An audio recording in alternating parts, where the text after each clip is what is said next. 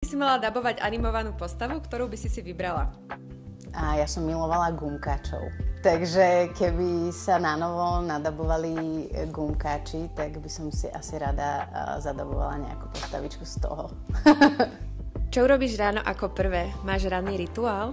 No, ráno ako prvé, keď vstanem, tak si idem umyť zuby, teplú vodu s citrónom a solou. Potom idem do sprchy a potom robím také tie raňajkové záležitosti.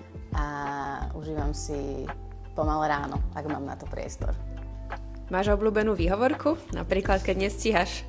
Ja mám veľmi zaužívané slovné spojenie, že som sa stratila v časopriestore. A je jedno, že či meškam 5 minút alebo 2 týždne.